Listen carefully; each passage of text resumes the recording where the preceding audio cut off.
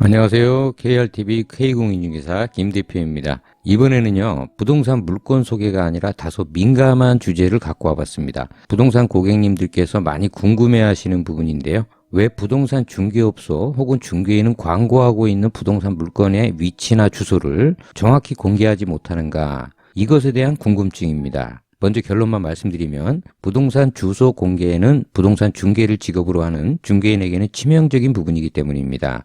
왜냐하면 주소가 알려지면 다른 경쟁 중개업소의 정보를 거의 다 알려주는 것이나 마찬가지고요. 심지어 어떤 경우는 해당 부동산에 직접 찾아가서 직거래를 감행하는 경우도 있기 때문입니다. 이러한 애로사항에 대한 부분은 부동산 중개 현장에서 거의 20년간 일을 해오고 있는 저 김 대표가 드릴 말씀이 아주 많아서 최소 1시간 이상은 말씀드릴 내용이 있지만 최대한 줄여서 말씀드려 보겠습니다. 이것을 잘 들으시면 많이 공감이 되실 것입니다.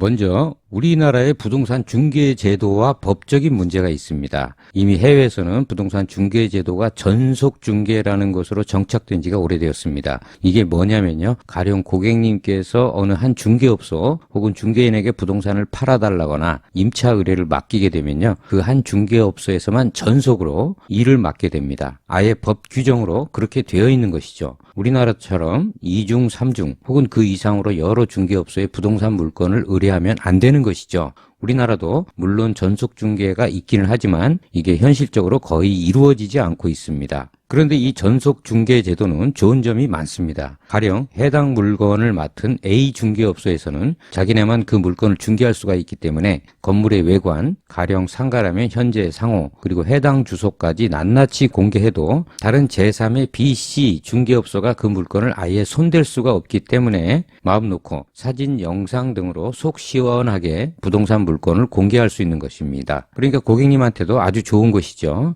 일일이 찾아가지 않아도 우선 기본적인 정보는 다 얻을 수 있기 때문에 많은 수고로움을 절약할 수 있는 것입니다. 그러니까 우리나라 중개인의 성향이 의심이 많아서 물건의 위치를 알려드리지 않는 것이 아니고 못 알려드리는 것입니다.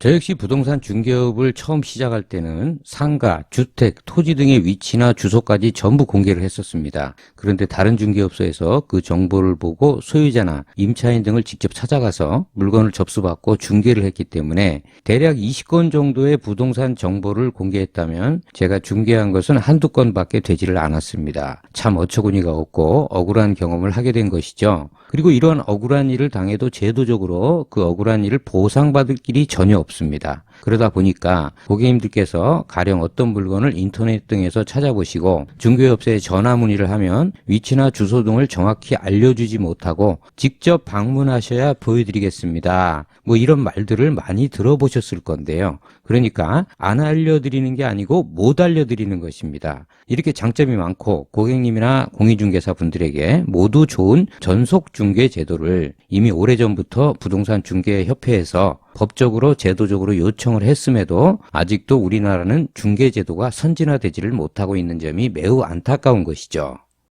그러면 어떤 분께서는 이런 의문도 가지실 것 같은데요. 네이버 부동산에 들어가 보니까 주소, 위치가 정확히 나오는 물건도 많던데요. 이러실 거예요. 그런데 그것도 사실 문제가 많습니다. 예전에 네이버 부동산 포털하고 공인중개사 협회 사이에 이것 때문에 분쟁이 많았습니다. 그리고 지금도 사실 중개인들은 네이버 부동산을 별로 좋아하지를 않습니다. 워낙에 네이버 포털의 파급력이 세다 보니까 그저 울며 겨자 먹기 식으로 거기에 광고를 하고 있는 것인데요. 아파트나 오피스텔 같은 규격화된 부동산 물건은 그래도 봐줄만 합니다. 우리나라의 부동산이 아직 제도적으로 전속 중개제도가 확립되지 않은 상태에서 이런 포털 사이트의 주소 등을 공개해야 하는 중개인으로서는 참 죽을 맛이거든요. 저 역시 네이버 부동산의 물건을 간혹 올립니다. 그러면 하루도 지나지 않아서 저만 갖고 있던 부동산 매물에 득달같이 몇 개 혹은 수십 개의 부동산 중개인들이 방문해서 물건을 접수받는 시도가 발생하는 것입니다. 지난주에도 권리금이 없이 괜찮게 나온 상가 임대 물건을 하나 올렸더니 오늘까지 총 10군데도 넘게 이 물건을 홍보하고 있더라고요.